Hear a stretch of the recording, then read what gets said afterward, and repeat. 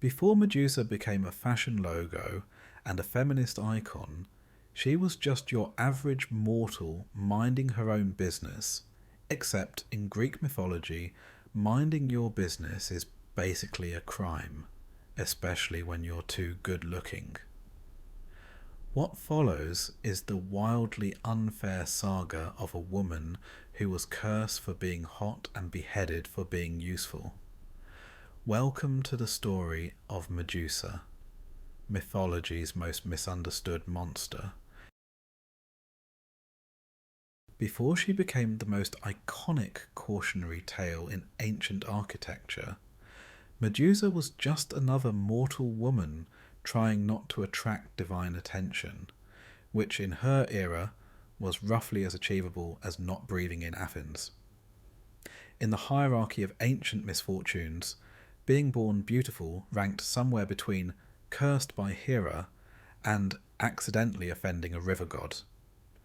And Medusa, being stunning, mortal, and inconveniently located near gods with free time, had managed the hat trick of mythological red flags. The specifics of her early life remain fuzzy, which is standard for women in mythology. Historians think she was born to sea deities Phorcys and Ceto, two of those lesser gods who sound impressive, until you realise they're the divine equivalent of assistant managers at a cosmic gas station. Her sisters Spheno and Euryale were born monsters and got to skip the whole tragic transformation arc. Medusa, by contrast, was the mortal sibling, which is to say the one best suited for character development via excessive suffering. Her childhood, if it existed at all, likely involved the usual activities of the time: weaving, walking near cliffs dramatically, and praying not to be noticed by anything with wings, hooves, or a thunderbolt. But Medusa's most serious mistake, aside from existing, was growing up to be distractingly beautiful. Not just mortal beautiful, which might have earned her a mention in a poem and a marriage to a shepherd with all his teeth, but divine beautiful, which meant she was officially on Mount Olympus's to be ruined list. She eventually took up employment as a priestess in Athena's temple, which was the Bronze Age equivalent of taking a job at a monastery to avoid tinder. Worshipping Athena was considered one of the safer religious options. Fewer human sacrifices, more owls. The temple job came with great benefits too, like divine protection, eternal virginity, and the constant threat of retribution for mistakes you didn't actually make. Temple life for Medusa was, by all accounts, uneventful. She polished statues, lit oil lamps, and pretended not to notice that most visitors to the temple were there to stare at her, and not the 20-foot chiselled Athena carving she was dutifully scrubbing. Naturally, this didn't go unnoticed by the gods, who tend to interpret attention as worship and beauty as arrogance.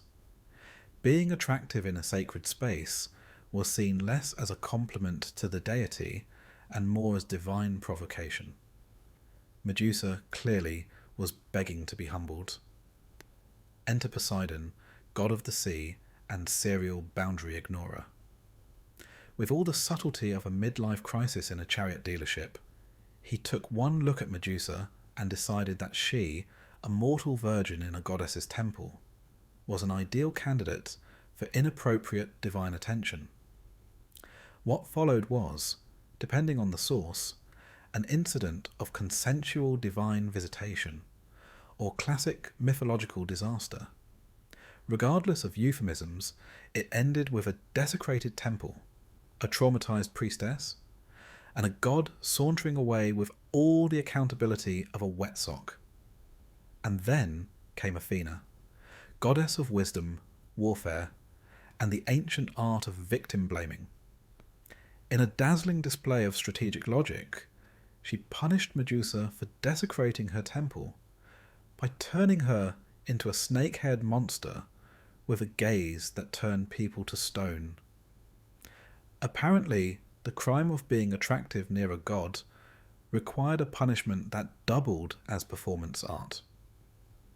Athena, known for her brilliant tactics in war, chose this moment to demonstrate that wisdom and justice are not, in fact, the same department. The transformation was immediate and comprehensive. Her hair was replaced with snakes, never a good sign, and her eyes were upgraded to lethal. The benefits package included immortality of the socially isolated variety, a lifetime subscription to Hero Weekly, How to Kill the Latest Monster, and the inability to shop for mirrors without causing Marcy's petrification. Medusa had officially been rebranded from minor priestess to walking hazard. Of course, no one consulted Medusa on any of this. There were no performance reviews, no mediation, and certainly no apology from Poseidon, who continued merrily tridenting things beneath the waves. Athena's punishment, much like most divine decrees, was final, irreversible, and primarily symbolic. An aggressive PR maneuver to maintain her brand integrity. After all, it wouldn't do to have people thinking her temple could be so easily disrespected. Turning Medusa into a pariah was just the ancient divine equivalent of restoring order. With her new reptilian aesthetic and accidental death glare, Medusa became one of those cautionary myths parents told their children to keep them humble, like, don't speak to strangers, or don't be too attractive near temples. Word of her transformation spread quickly. Artists began depicting her on vases, usually mid-scream or mid-snarl, depending on the potter's feelings about women with autonomy. Poets composed tragic verses about her fall from grace, most of which missed the part where she didn't actually fall. She was pushed very hard by someone holding a grudge and a helmet. Historians have since argued whether Medusa's story is a metaphor for the demonization of female power, a warning against hubris, or just a lazy explanation for why someone got turned to stone on a bad hiking trip. In reality, it was probably none of these. Myths have a long tradition of overcomplicating the straightforward. Medusa's arc, if you could call it that, was less a tale of moral consequence and more an unfortunate case of divine micromanagement. Still, with her new form came new responsibilities. She was now a monster, which in mythological terms meant she was contractually obligated to live in a remote location, kill anyone who visited her, and wait patiently for a hero to arrive and complete a rite of passage via homicide. Retirement plans for monsters were virtually non-existent, and workplace complaints had a roughly 0% success rate. The ancient world was not exactly a hotbed of labour rights. Her sisters, Spheno and Euryale, helpfully joined her in exile, bringing with them years of monster experience and absolutely no practical advice on how to manage sentient hair. They lived together on a rocky outcrop that no one could reach without a fatal error in judgment, surrounded by statuesque corpses and suspiciously symmetrical topiary. It was here that Medusa's new chapter began, not as a villain, not even as a monster, but as a misunderstood mortal turned icon by the very gods who ruined her.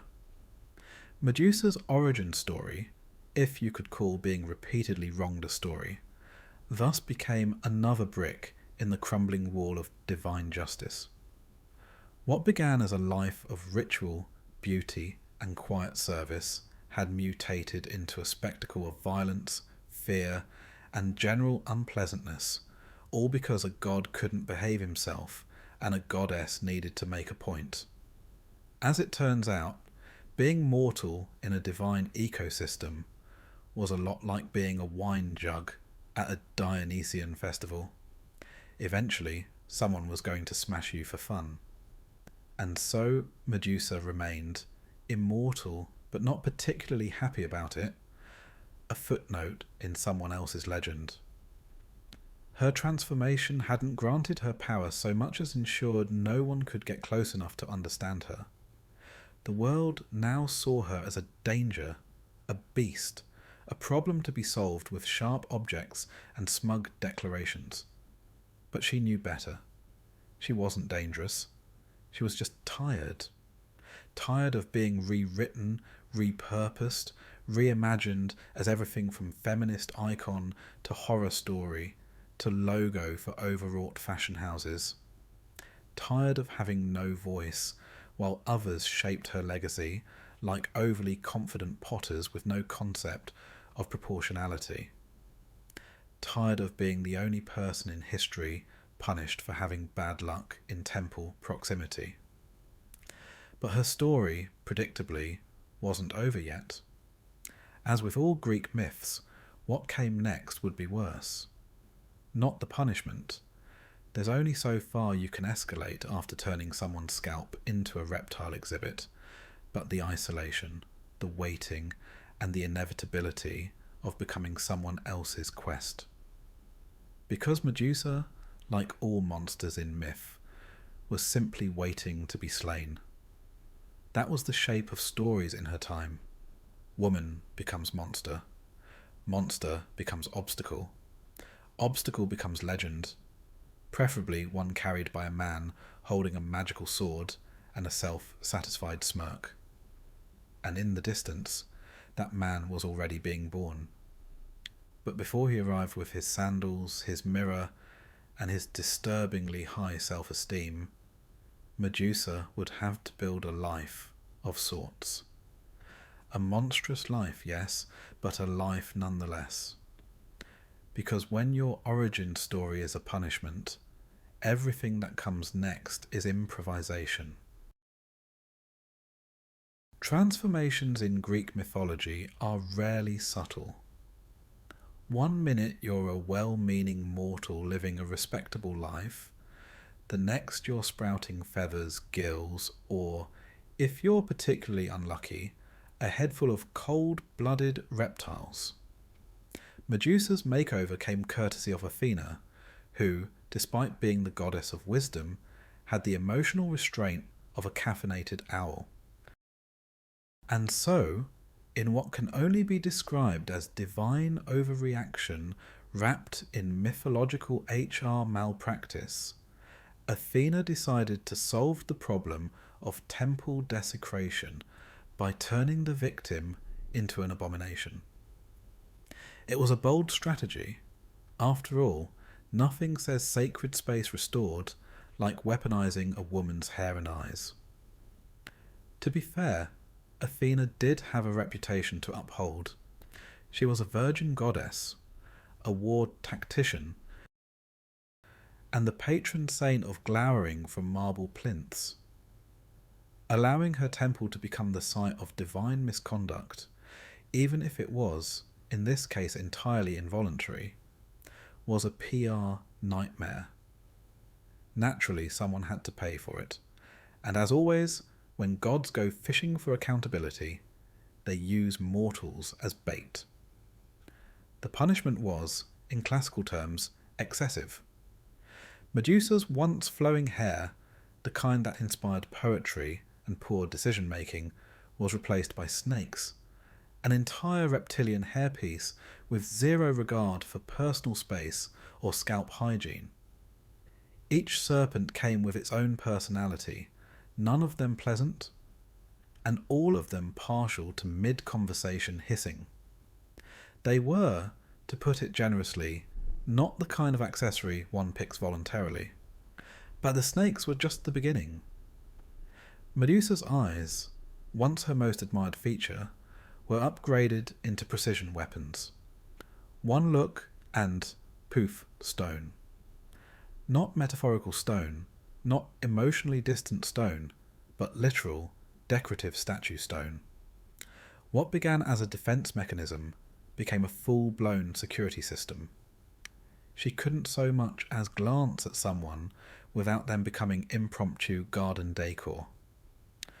Of course, Athena framed this as a kind of twisted empowerment. No longer would Medusa be at the mercy of the leering and the lustful.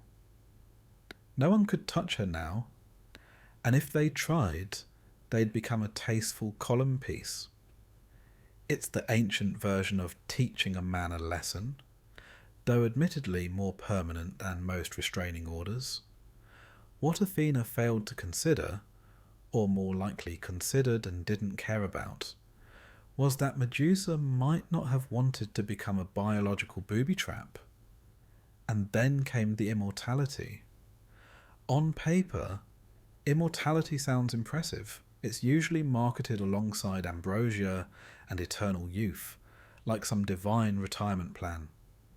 In practice, however, it's mostly just a guarantee that you'll have to live with your bad decisions, and worse hair, for all of time.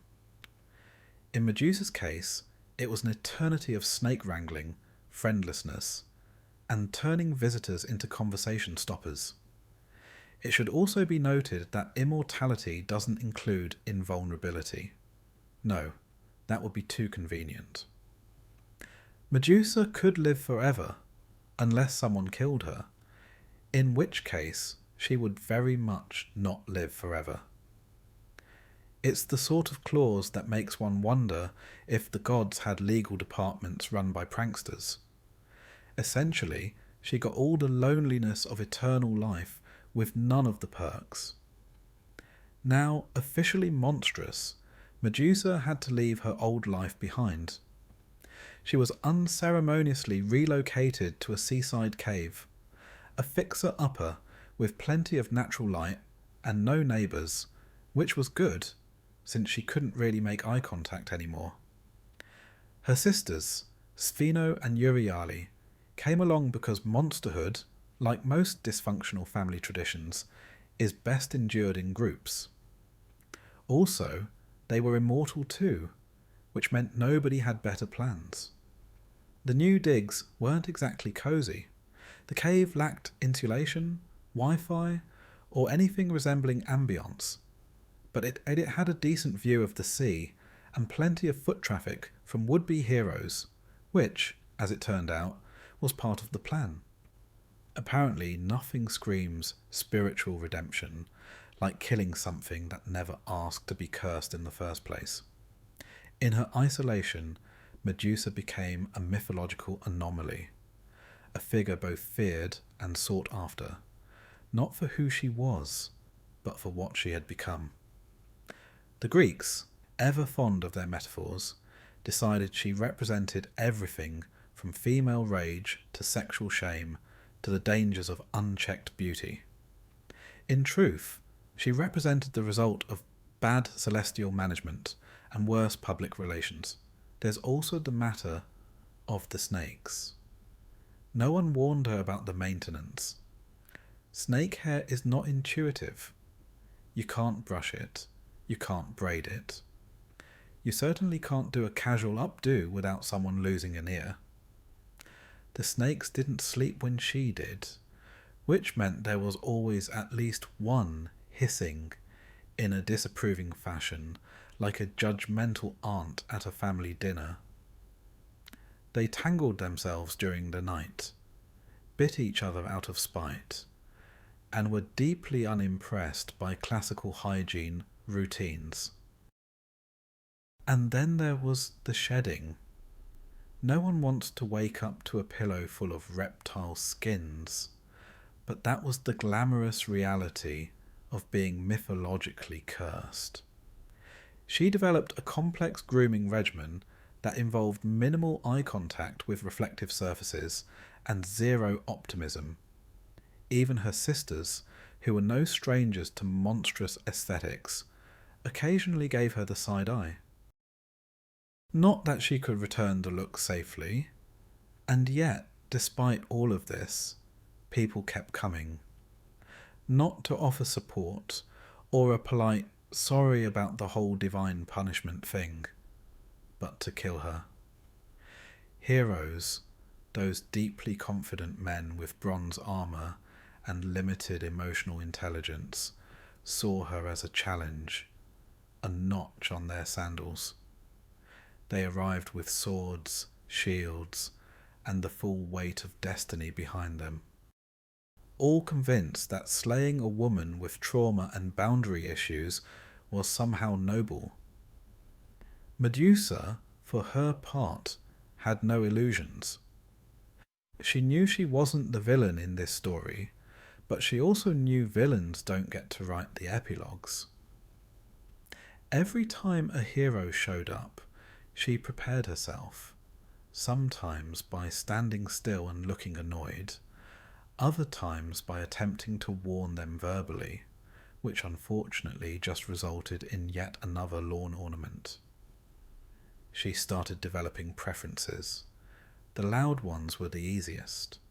They usually announced themselves from the cliffside, listing their parentage and heroic deeds like they were applying for a credit card.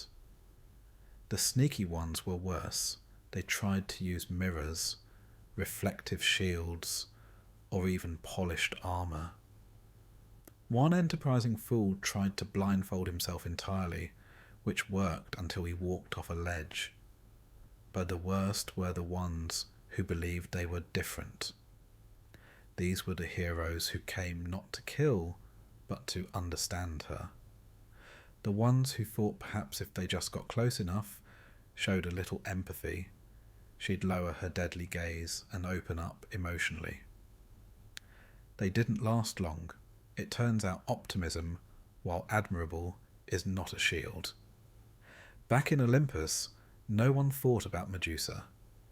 She had become one of those background myths, useful in art, invoked in metaphor, but ultimately forgotten by the divine bureaucracy that created her. Athena, presumably satisfied with the moral optics of her curse, moved on to other grievances.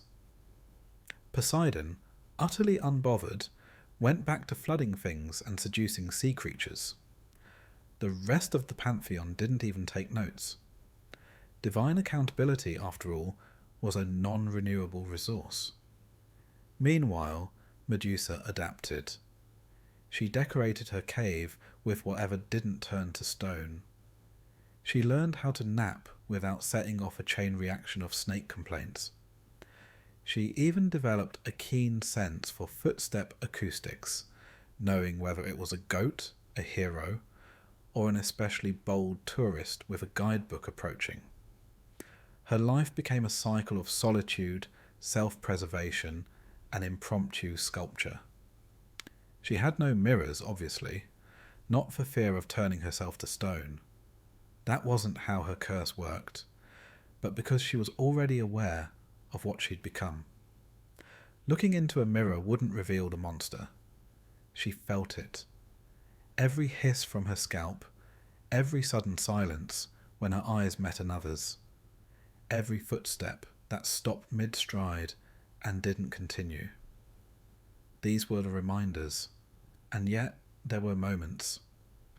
Moments where she imagined what her life might have been had Athena been merciful, had Poseidon been decent, had the gods collectively developed even a passing sense of fairness.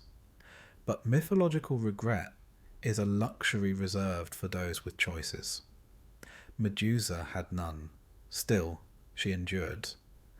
Not because she had hope. Hope had slivered off years ago, but because there was no alternative. That was the thing about being cursed by immortals. The punishment never ended. It just became routine. But immortality, for all its bleak monotony, has its quirks. With enough time, even a cursed woman with snake hair can start to wonder what's next. If nothing could kill her, except, of course, a hero with divine tools, then perhaps the real punishment wasn't the transformation. Perhaps it was the waiting. Waiting for the day someone would end her story with a blade and a flourish. Or worse, with a moral lesson and a commemorative statue. And eventually, inevitably, that day would come. A hero would arrive, equipped, arrogant, and alphabetically approved by Olympus, and bring the kind of closure only decapitation can offer. But before that final chapter, Medusa had time. Time to reflect, figuratively, time to prepare, and, most irritatingly, time to molt. Because when your hair is made of snakes, and your future is made of question marks, all you can really do is survive one hiss at a time. When the gods evict you from society, they don't exactly offer relocation services. There is no welcome packet for the cursed, no ambrosia and vinegar-scented candle labelled New Beginnings. You just find yourself deposited somewhere uncomfortably distant, with the vague understanding that you'll remain there until further divine notice, or until a hero with strong delusions and a magical sword comes to resolve you. Medusa, freshly cursed and newly radioactive in the ocular department, was thus exiled to what ancient cartographers cheerfully labelled the edge of the known world, which, as far as amenities went, ranked just above Tartarus and just below an Athenian outhouse. The real estate listing, if there had been one, might have read something like this: charming seaside grotto, features natural lighting, pending sun placement, salt damage, and an open floor plan due to several centuries of erosion. Perfect for introverts, hermits, or those with deadly gaze-based afflictions. Must love snakes. To her credit, Medusa made the best of the place. There weren't many options. The cave came fully unfurnished and half-flooded, with a strong breeze and the faint smell of whatever had recently drowned nearby. Still, it beat living in the temple district, where every square inch reminded her of Athena's passive-aggressive interior decorating style. And there was a view, of sorts, though most of it involved staring longingly at boats that never stopped, and birds that never made eye contact. She tried redecorating, but working with a fatal glare presented challenges. She couldn't hang anything, as any attempts to look at a wall resulted in it becoming an impromptu marble frieze. And forget mirrors. The snakes detested their reflections, often lunging at them mid-hiss, which turned her last attempt at a vanity table into a pile of reflective gravel. So her decor leaned minimalist, if bare rocks and occasional bones count as a stylistic choice. The sisters Steno and Euryale were theoretically there too. They had their own wing of the cave, roughly 20 feet away, divided by stalagmites and passive resentment. Immortality doesn't necessarily come with compatibility, and centuries of awkward siblinghood can erode even the strongest shared mythology. Their interactions were limited to polite grunts, the occasional hissed reminder about who borrowed whose snake oil, and a general agreement that silence was safer than stone. For the first few years, give or take a generation, Medusa waited for someone to visit who wasn't brandishing a weapon or a moral superiority complex. No such luck. Word spread quickly in hero circles. Local woman cursed by gods, kills with eye contact, resides in cave. Do not engage unless carrying enchanted reflective surface and dramatic backstory. Naturally, this made her the Mount Olympus equivalent of a vacation scavenger hunt. Her home, through no effort of her own, became an ancient version of an escape room. Heroes entered with excitement and left as home decor. Statues littered the entryway like a warning label nobody read.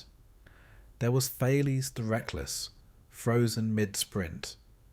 Eurymachus the Confident, halfway through a monologue that would never finish. And one unfortunate youth, Cleon of somewhere or other, whose strategy appeared to involve yelling "surprise" very loudly. It did not go well. At some point, Medusa stopped bothering to tidy up. The bodies didn't decompose. Stone isn't especially biodegradable. And the snakes seemed to enjoy draping themselves across former humans like macabre throw pillows. She tried rearranging the statues for aesthetic balance, but found the whole process exhausting. Every time she moved one, another wandered in. Despite her reputation, she was not particularly aggressive. Medusa didn't hunt. She didn't stalk. She didn't leave passive-aggressive Yelp reviews for the gods. She simply existed, which was apparently provocation enough. The heroic class viewed her as a rite of passage. Slay the Gorgon. Save your name from historical footnotes. Medusa's cave was less a home and more a monument to male overconfidence. Life in exile, it turned out, was not the serene, meditative escape modern wellness retreats promised. There were no yoga mats, no inspirational aphorisms carved into driftwood, just silence, salt air, and the growing certainty that the world would continue spinning while she stood still. Even the snakes got bored. You wouldn't think sentient hair would need entertainment, but they did. Restless, twitchy things, they wriggled for attention like toddlers who had skipped nap time. Medusa tried storytelling, but snakes are terrible listeners. No ears and no respect for narrative arcs. She attempted games. Guess which hero is approaching, stone or not, and a version of charades that mostly involved hissing and lunging. The novelty wore off quickly. She began carving into cave walls, mostly sarcastic warnings like, "Abandon hope, all ye who forgot to bring a shield, and free Wi-Fi. Just kidding." These eventually turned into timelines, not of her life, but of her lack of it. Year 32, tried making friends with a bird. Bird turned to stone. Year 87, discovered hermit crab colony. Named them all, lost custody in divorce. Year 154, hosted imaginary symposium on ethics of divine punishment. Nobody showed up. She once tried keeping a journal, but the snakes chewed the stylus and the ink attracted beetles. Besides, what was there to write? Day 5230. Another man with a sword. Became decorative. Day 5231. Sister used all the fish oil. Passive, aggressively sharpened stalactite within earshot. Even isolation needs variety, and exile, tragically, does not provide it. There was also the issue of personal care. Cursed immortality, it turns out, doesn't include a skincare regimen. Salt air dried her face, the snakes shed unpredictably, and bath time was a logistical nightmare. She couldn't gaze into still water, lest she accidentally admire herself into a stalagmite. Rinsing her hair involved strategic serpent handling and more patience than even eternity could offer. Conditioner was a pipe dream. One snake insisted on eating seaweed, another preferred raw fish, and the third tried to start a pyramid scheme involving dead mice. With time, even horror becomes habit. She developed routines. Mornings began with snake detangling and a careful perimeter check to make sure nobody had wandered in during the night and turned themselves into unfortunate modern art. Then came breakfast, whatever hadn't fled her presence, midday wall carvings, and evenings spent staring out at the sea, imagining what the horizon looked like for someone who hadn't been forcibly retired by the divine. She became quite good at imaginary conversations. Not with people were generally too temporary, but with concepts. She debated justice with the wind, argued with fate during storms, negotiated with time itself, though time, ever the bureaucrat, refused to budge. What they don't tell you about being exiled for eternity is how long it actually is. There's no clock, no seasonal change, no festival to break up the months. Just the same cave, same hissing, same silhouettes on the distant cliffs. Every so often, she considered leaving. But where would she go? Her face had become a nuclear deterrent. Her legacy was sculpted in fear. She couldn't exactly walk into a village and ask for lodging without causing a local marble shortage, so she stayed, out of habit, out of inevitability, out of the realization that once the gods decide you're a plot device, your agency becomes mostly theoretical. And yet, because the universe enjoys irony, Medusa had become famous. Not the good kind of famous, with ambrosia endorsements and mythological fan clubs, but the grim, cautionary kind. Her name was whispered by poets and shouted by warriors who never returned. She was a riddle on the lips of scholars, a punchline in hero training academies, and an artistic inspiration for people who clearly had never met her. There were sculptures of her, ironic, mosaics, inaccurate, and entire tragic ballads that managed to make her curse sound like an inconvenient breakup. No one asked her opinion. No one interviewed her. But that's how myths work. They're shaped by the survivors. And Medusa had an unfortunate habit of ending her visitors' careers mid-conversation. Still, her legend grew. Parents warned their children not to wander too far, lest the Gorgon find them. Dramatists wrote plays where she was a seductive villainess or a cautionary footnote. In one play, she was portrayed as a misunderstood beauty who just needed the love of a good man, who, naturally, turned her to stone halfway through Act 2. She would have laughed, if laughter didn't echo so pathetically in caves. The economy of accidental murder wasn't sustainable. For one, she wasn't being paid. For another, the cleanup was terrible. And emotionally it drained her, knowing that no one approached her out of curiosity or compassion. Just conquest, always conquest. Her existence had become an unpaid internship in psychological erosion. And yet she waited, not for redemption, she knew better, but perhaps for something different. A pause, a shift in the pattern. A face that didn't immediately harden into shocked granite. She had long ago stopped believing in hope, but boredom is a relentless substitute. It chews at the edges of despair until you start fantasizing about change just to see what might happen. One day, though days had become indistinguishable, a different kind of silence arrived, heavy, intentional, the kind that didn't announce itself with hero speeches or clanging armour. And Medusa, who had long since stopped preparing for such things, found herself stilling.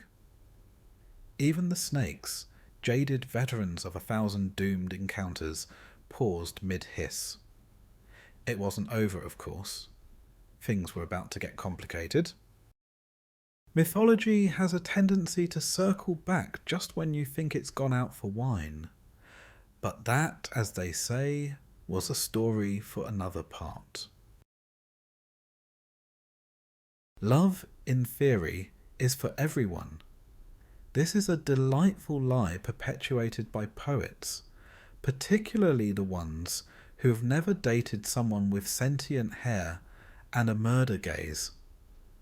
The reality, as Medusa discovered, is that even cursed immortals crave connection, and that nothing repels it faster than turning potential suitors into patio sculptures. This is not a metaphor. It is simply her romantic history. One might imagine that living in a remote cave with a death stare would limit romantic opportunities. And it did. If limit means reduced to the occasional overly confident traveller with boundary issues and a half-baked plan to fix her. But somehow, through either divine comedy or the sheer optimism of men who think a woman just needs to be seen differently, Medusa still attracted admirers. Few survived the first 5 minutes. Fewer still learned anything useful. The first one didn't count. He was technically lost. He wandered in muttering about omens and was halfway through asking if she'd seen a sacred chicken when he made accidental eye contact. The second was slightly more prepared.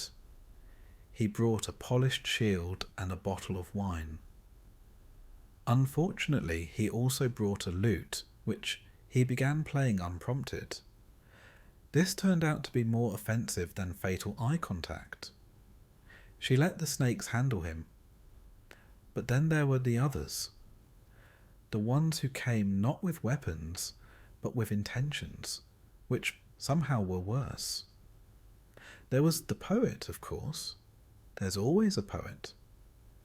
He arrived barefoot, talking about inner beauty and peeling back layers. His name was something like Pharos or Pharos with an H, but it didn't matter because his entire personality was being sensitive. He insisted he wasn't afraid of her, which is the exact thing someone afraid of you says, before offering a sonnet they wrote on the boat over. It began with, "O eyes that wound me deeper still," and ended, as many of Medusa's flings did, in abrupt statuary. Then came the philosopher. This one arrived with scrolls, diagrams, and a theory about how her curse was actually a projection of social constructs. He believed the snakes represented the patriarchy, and that her gaze symbolized suppressed feminine rage. She briefly considered letting him finish, just for novelty's sake, but he made the mistake of quoting Socrates mid-explanation, and honestly one has limits. But it wasn't just overthinkers and aspiring rescuers. Some came for novelty. A trend, really. Date the Gorgon became a quiet thrill for aristocrats who wanted something exotic to brag about. One prince arrived in gilded sandals, accompanied by a bard for narration and a crew of painters for candid portraits. He lasted long enough to arrange 3 different lighting setups before realizing that, tragically, she wasn't flattered. Others tried the "I'm different" approach. They brought offerings, flowers, wilting, chocolates, melted, and once a puppy, which fled instantly and now lives under a nearby rock with a thriving raccoon family. These would-be lovers all shared one crucial trait: the belief that she could be won over, that they were the exception to her reputation, that being seen, really seen, would awaken something soft and grateful in her. This was not the case. Romance, as it turns out, requires a certain amount of vulnerability. And vulnerability, when every glance can trigger a geological crisis, is more liability than virtue. Conversations required either blindfolds or a mirror and pulley system she once constructed out of boredom and spite. Kisses were entirely theoretical. Hand-holding was an extreme sport. And the snakes did not like to share. Even worse were the ones who thought they could cure her, like she was a broken lamp or a misfiring oracle. One self-proclaimed healer arrived with a bag of herbs and 3 hours of unsolicited chanting. Another tried an aggressive cleansing ritual involving incense and the kind of crystals that scream trust fund. Medusa did not remember inviting them, nor did she recall agreeing to be someone's DIY redemption arc. The cruel irony of it all was that she hadn't wanted this. She hadn't asked to be terrifying. She hadn't signed up for snake hair, or for her dating pool to become a literal graveyard. She'd wanted normal things once: companionship, maybe affection, or just the right to walk into a town square without triggering mass panic and amateur sculpting. But the gods had ensured she would never be normal. Athena's curse was precise, devastating, and wholly unsympathetic, designed not just to isolate, but to mock the very notion of intimacy. And yet, Medusa, in a moment of wildly unearned optimism, once tried a long-distance relationship. A man from a nearby island wrote her letters, badly spelled, oddly scented letters. He claimed to love her essence, which according to his letters was very serpentine and misunderstood. For months they exchanged messages via a local fisherman who definitely wasn't paid enough. She sent him sketches, mostly of waves and clouds, and he responded with increasingly unhinged declarations of devotion. It ended when he arrived unannounced, holding a mirror and asking, "Is this what you really look like?" Yes, it was. He's a lovely statue now. Pensive, slightly confused, adds ambience to the cave's northern alcove. Of all the failed connections, the most memorable was the painter. He didn't come to date her, at least not at first. He wanted to capture her essence. She was sceptical, especially after the last artist attempted a bust and ended up as one. But this one was determined. He brought canvas, oil paints, and a large umbrella which he insisted gave the whole thing beach picnic vibes. He spent hours describing her aura while nervously avoiding her eyes. He complimented the snakes, who preened under the attention for the first time in centuries. He talked about form, shadow, and the emotional palette of tragedy. He left with 3 sketches and a firm warning not to return. 2 weeks later, she received a parcel containing the finished portrait. It depicted her in abstract form, colourful, angular, and unrecognisably human. He'd called it yearning in stone. She hated it. The snakes disagreed. Eventually she stopped hoping, not out of bitterness but practicality. Hope was an expensive emotion with a low return on investment, especially when dating involved complex logistics and a high likelihood of accidental homicide. So she did what most long-lived beings eventually do. She redirected, built hobbies, cultivated interests. She developed a deep appreciation for coral formations, learned to distinguish bird calls, even though most of them refused to come near her, composed a series of haikus about seagulls and the futility of longing.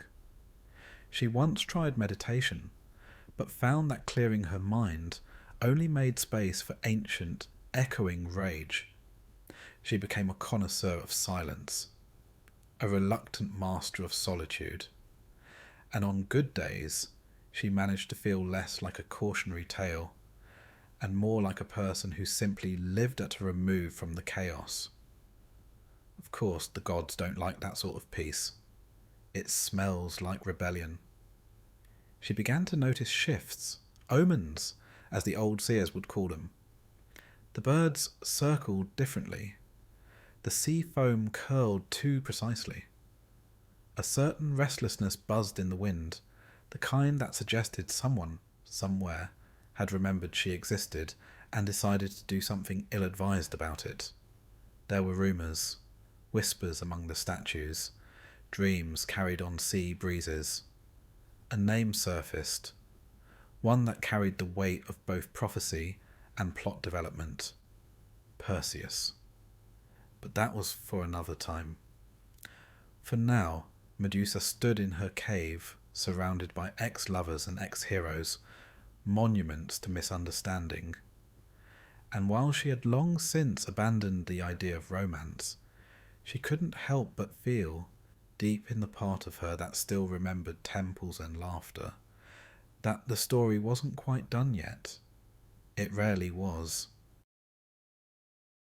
It is a well-established truth in Greek mythology that the best way to become famous is to die in a spectacularly inconvenient fashion. Bonus points if a hero is involved, especially one sponsored by the gods, like a slightly murdery scholarship student. Medusa, who had by this point mastered the art of solitude, poetic resentment, and decapitating metaphors, was about to fulfill her final public service announcement. That sometimes your head has a brighter future without the rest of you. Enter Perseus, the mythological equivalent of a startup founder backed by every celestial investor in the pantheon. He had the sword of Hermes, the shield of Athena, sandals with Wi-Fi, or wings depending on translation, and the kind of plot armour that makes narrative inevitability look like destiny. His quest: slay Medusa and use her head as a problem-solving device. This was not subtext, it was the entire business plan. Of course, no one questioned the ethics of this venture. Why would they? Perseus was handsome, semi-divine, and on a noble mission approved by the Olympian Committee for Heroic Endeavours. Medusa, meanwhile, was the designated monster of the week. That she had spent her last decades in decorative exile with no Wi-Fi, no dental plan, and only the company of stone guests and cynical haikus was irrelevant. Context never makes it into the statue inscription. The actual slaying was predictably one-sided, with divine tools, a reflective shield, and absolutely zero introspection. Perseus entered her cave like a delivery man fulfilling an ancient curse. She never even saw it coming, thanks, ironically, to the very mirror trick that had kept other idiots from dying on impact. In the end, she was outmaneuvered by craftsmanship. Not exactly the legacy she'd hoped for. The irony, of course, was immediate. In life, Medusa had been feared, avoided, misunderstood, and blamed for her own misfortune. In death, she became an asset, a tactical advantage, a branding opportunity. Her head, still very much active in the petrification department, was slung into a sack like a glorified Halloween prop and paraded around as both weapon and decoration. Perseus used it to settle disputes, resolve hostage crises, and occasionally break up parties. Her head got more social interaction in death than her full body had in centuries. It didn't stop there. The gods, never ones to let a dead woman rest peacefully, found new uses for her. Athena, having once been the chief architect of Medusa's punishment, now decided her severed head would look just stunning on her shield. The aegis, previously a symbol of divine wrath and inaccessibly high standards, now featured Medusa's face as a permanent accessory. Not exactly a posthumous apology, but certainly a statement piece. No one asked Medusa's opinion, of course. Being dead and decapitated tends to limit participation in PR decisions. Still, her image was suddenly everywhere, carved into shields, painted on vases, etched into doorways to ward off evil, which, in a delightful twist of poetic injustice, now included men with bad intentions. The irony was thick enough to sculpt. It didn't take long for cultural rebranding to kick in. Stories began to shift. Medusa wasn't just a monster anymore. She was a symbol. Of what exactly depended on who was talking. For some, she was divine punishment. For others, tragic collateral damage. And for a small but vocal subset of toga-clad feminists in Athens, she was something entirely new. Empowerment incarnate. Turn them to stone, read the scrolls possibly. No regrets. Medusa's head had become the ancient world's hottest commodity. Protective talisman, artistic motif, fashion statement. It's unclear whether she would have been flattered or just exhausted. Probably the latter. Immortality, it turns out, is not rescinded by decapitation if you're mythologically significant. Her head remained very much alive, cognizant, aware, and absolutely not amused. There's no clear account of where her consciousness ended up, whether it stayed with the head, floated free into the ether, or got redirected to the nearest cosmic waiting room. But let's assume, for the sake of narrative cruelty, that she was very much present for the aftermath, that she experienced the indignity of watching heroes take credit for her demise. Historians reinterpret her trauma as necessary mythological development, and decorative artisans debate whether her snake hair should be more fashionable for household use. Even in death, she was useful. That's the part that stings. Alive, she had been inconvenient. A scandal, a cautionary tale.